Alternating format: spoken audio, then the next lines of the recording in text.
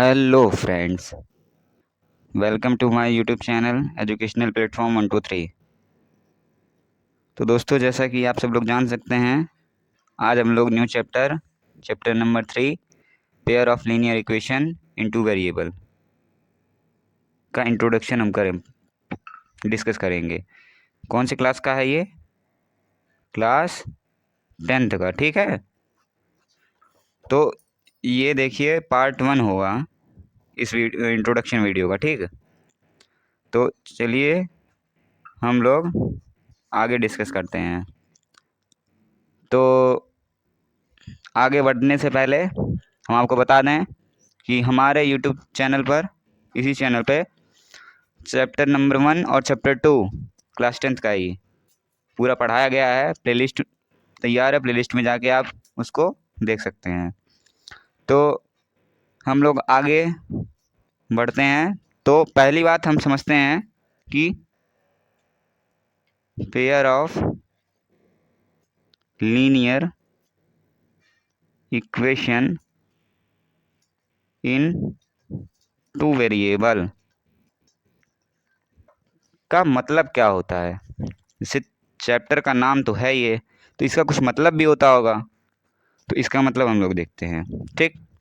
अब पेयर का मतलब क्या होता है?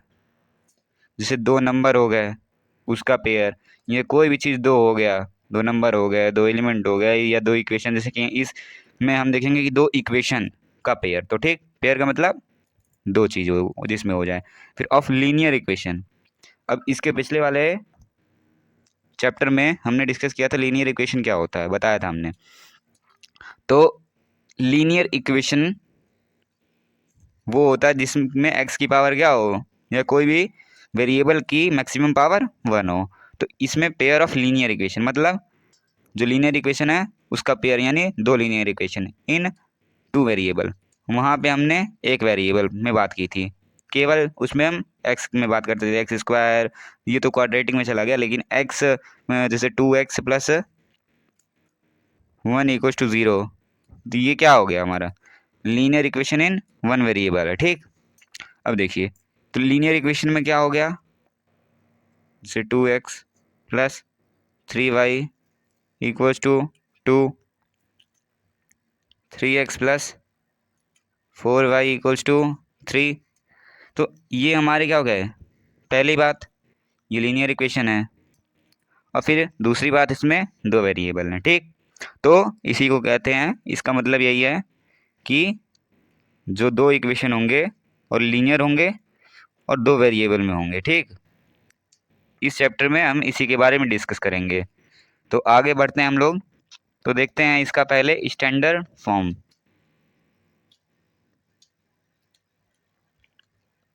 Standard form. अब स्टैंडर्ड फॉर्म का क्या मतलब होता है? अब स्टैंडर्ड फॉर्म का मतलब ये होता है, देखिए, जैसे कि a1x plus b1y plus c1 equals to 0, ठीक है।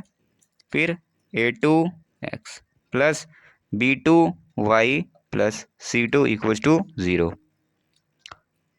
अब इसका मतलब क्या हुआ? अब इसका मतलब ये हुआ कि हमारा स्टैंडर्ड फॉर्म है, ठीक। जैसे एक्स एक्स की जगह पे है, वाई वाई की जगह पे है, और सी हमारा ये है। ये जो दोनों कांस्टेंट वैल्यू है, ठीक। अब ये आप देखिए, जो a1 है, a1 की जगह हम क्या, ये देखिए a1x plus b2y equals to c1। तो इस तरीके से दे रखा है ना। तो हम इसको, जो इसका स्टैंडर्ड फॉर्म है, देखिए यही होता है। हम जैसे मान के चलिए यही इक्वेशन ले लेते हैं, 2x plus 3y equals to 2, 3x plus 4y equals to 3। तो इसमें a1 क्या होगा, b1 क्या होगा, और c1 क्या होगा। इसमें a2 क्या होगा, b2 क्या होगा, और c2 क्या होगा, देखते हैं। तो a1 इसमें क्या होगा भाई? जो x के साथ में है वही a1 होगा, इसका तो 2 हो गया। ये b1 जो y के साथ में रहेगा वो b1 हो गया। अब c1 देखिए, यहाँ थोड़ा कन्फ्यूज़न का है बात, तो इसी वजह से हम थोड़ा कन्फ्यूज़न में लिखे हैं इसको, देखिएगा। जो हम देखिए ये कहाँ बता रहा है, इक्वेशन के इस साइड में ही बता रहे हैं ना कि जिस साइड में A1 B1 होगा उसी साइड में C1 होगा प्लस में, और हम इसको इधर ले गए, यानी कि जो C1 जो हमारा था वो इधर प्लस में था तभी इधर में इधर माइनस में था तब इधर जाके प्लस हो गया। ठीक, तो हम इसको उधर ही लेके जाएंगे, तो ये क्या हो जाएगा, हाँ इधर आएगा तो -2 होगा, तो ये इधर रहेगा तो -3 होगा, तो हमारा C1 क्या होगा, -2 होगा, और जो हमारा C2 होगा वो -3 होगा। ठीक है, तो ये स्टैंडर्ड फॉर्म है इसका, जो कि A1 B1 और C1 है, और ये A2 B2 C2 है, वो इस तरीके से हम फाइंड करेंगे। तो देखिए इक्वेशन जो होता है इसका सॉल्यूशन होता है, जैसे कि अगर सॉल्यूशन का क्या मतलब हो गया, x और y की वैल्यू, सॉल्यूशन कहने का मतलब हमारा ये हो गया कि x और y की वैल्यू जो कि पुट करने पे टोटल इक्वेशन को ज़ीरो कर दे। ठीक, x और y की वो वैल्यू। तो सॉल्यूशन भाई किस तरीके से निकाला जाता है, इसके लिए हमारे पास 3 मेथड्स हैं, तो हम मेथड देखते हैं।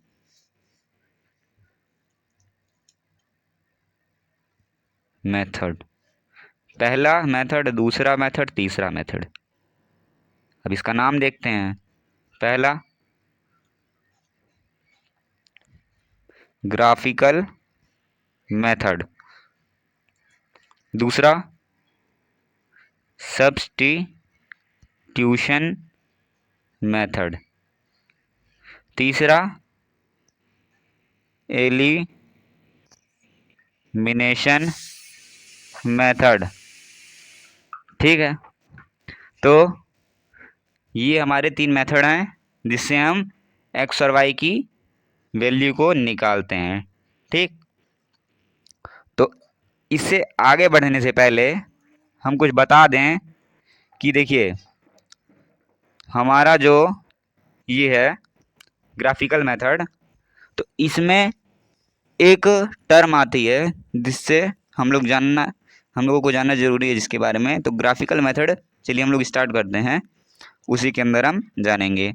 इस वीडियो में हम केवल एक मेथड यानी ग्राफिकल मेथड डिस्कस करेंगे, और इसके सेकंड पार्ट में सब्स्टिट्यूशन और एलिमिनेशन मेथड और उसके एग्जांपल्स देखेंगे इसके साथ, इसके एग्जांपल के साथ में, क्योंकि ये वीडियो जो है लेंदी हो जाएगी इस वजह से। तो ग्राफिकल मेथड हम लोग स्टार्ट करते हैं, तो लिखेंगे क्या, ग्राफिकल मेथड, ग्राफिकल मेथड। अब इसमें देखिए क्या होता है। सबसे पहली बात, एक हम इक्वेशन लेंगे, x plus 3y equals to 6 और 2x प्लस 3y, यहाँ प्लस रहने दीजिए, माइनस कर लीजिए, 2x minus 3y equals to 12। ये हमने इक्वेशन फर्स्ट लिया, ये हमने इक्वेशन सेकंड लिया। तो आगे चलते हैं और इसी को हम एग्जाम्पल की तरह रख के आगे इसके बारे में डिटेल में जानते हैं। तो आगे देखिए, यहाँ पे भी हम लिख लेते हैं उस इक्वेशन को। पहला इक्वेशन हमारा था x plus 3y equals to 6, पहला इक्वेशन, और दूसरा 2x minus 3y equals to 12, हमारा ये दूसरा इक्वेशन था।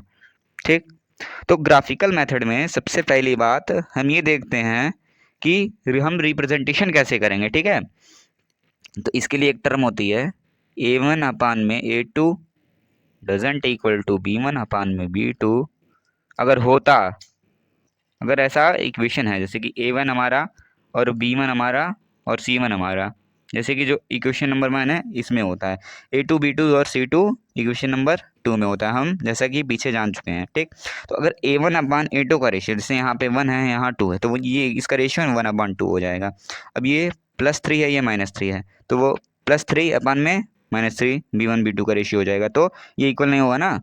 तो इस तरीके से हम क्या जानेंगे कि ये इस लाइन को हम क्या कहते हैं, जैसे मान के चलिए हम ग्राफिकल में रिप्रेजेंट करते हैं, तो इसको हम इससे क्या जानते हैं कि ये इंटरसेक्टिंग लाइन बनाता है। ठीक, इंटरसेक्टिंग लाइंस बनती है इससे। अगर हम लोग जानना चाहें कि इसके कितने सॉल्यूशन होंगे, इसका कितनी वैल्यू आएंगी, तो हम इस तरीके से जान सकते हैं इसका रेशियो रख के, ठीक, किसी में भी। तो अगर लाइन इंटरसेक्ट करता है तो हम जानते हैं कि कितना होगा, तो इसमें 1 सॉल्यूशन होंगे, ठीक है। ठीक है, और अब और कंडीशन तैयार हो सकता है, जैसे कि मान के चलिए A1/A2 इक्वल्स टू B1/B2 हो जाए, ठीक। अब जब ये दोनों इक्वल हो गया तो एक कंडीशन तो ये भी बन सकती है ना कि ये इक्वल C1/C2 के भी हो जाए। जब दोनों इक्वल हैं तो ये भी इक्वल एक बार कंडीशन तैयार किया गया था। ये सब स्टडी करने के बाद ही आता है, डायरेक्टली तो आ नहीं जाता है। अब देखिए इसको हम कहेंगे कोइंसिडेंट लाइन। ये क्या बनाता है, कोइंसिडेंट लाइंस बनाता है, जिसमें हमारे मेनी सोल्यूशन आते हैं। मेनी सोल्यूशन मतलब कि इसमें इनफाइनाइट सोल्यूशन भी आप कह सकते हैं, इनफाइनाइट सोल्यूशन आता है। क्यों, देखिए इंटरसेक्टिंग लाइन का मतलब ये हो गया कि एक पॉइंट यहाँ था, एक पॉइंट यहाँ था, ये दोनों लाइन आई, एक पॉइंट हमारा यहाँ आ गया और एक पॉइंट हमारा यहाँ आ गया, तो ये लाइन ऐसे आ गई सीधे। तो फिर ये जो पॉइंट पे कट किया है ये इसका क्या हो जाएगा, एक सोल्यूशन आ जाएगा। अब जो ये होता है कोइंसिडेंट लाइन में, तो एक अगर लाइन जा रही है, जैसे एक पॉइंट ये है, एक पॉइंट ये है, ठीक, फिर इसी में जब दूसरे इक्वेशन की वैल्यू आई तो दोनों की पॉइंट यहाँ पे आ गए, तो दोनों क्या हो गए, कोइंसिडेंट हो गए ना, एक के ऊपर एक। तो इसमें मेली सोल्यूशन आएंगे, क्यों, क्योंकि फिर डेसिमल में आ जाएगा, फ्रैक्शन में आ जाएगा कई तरीके से, तो उसी को इसी वजह से। अब देखिए तीसरा जो कंडीशन हमारा दिया रहता है A1/A2 इक्वल्स टू B1/B2, और उसके बाद से डजेंट इक्वल्स टू C1/C2। ये दोनों चीज़ बराबर हो गया और C1/C2 बराबर नहीं हुआ, ठीक। तो इसी हम कौन सी लाइन कहेंगे, पैरेलल लाइन। पैरेलल लाइंस इनसे तैयार होंगी, अभी हम आगे देखेंगे एग्जाम्पल के थ्रू। तो इसमें क्या होगी, नो सॉल्यूशन होगा, इसमें कोई भी सॉल्यूशन तैयार नहीं होगा। जैसे कि एक लाइन ये हो गई, दूसरी लाइन ये हो गई, जब लाइन आपस में न कट किया न टच किया तो सॉल्यूशन कहाँ बनेगा, नहीं बनेगा। तो इसी वजह से इसमें कोई सॉल्यूशन नहीं होगा। तो इसका हम जो एग्जाम्पल है वो नेक्स्ट वीडियो में डिस्कस करेंगे। तो तब तक के लिए इस पार्ट में इतना ही। और जैसा कि ये चैप्टर बहुत छोटा सा है, इसमें ज़्यादा है नहीं कुछ, बस हमको इसमें जो ये इक्वेशंस रहेंगी इसकी हमको वैल्यू निकालनी रहेगी, ठीक है।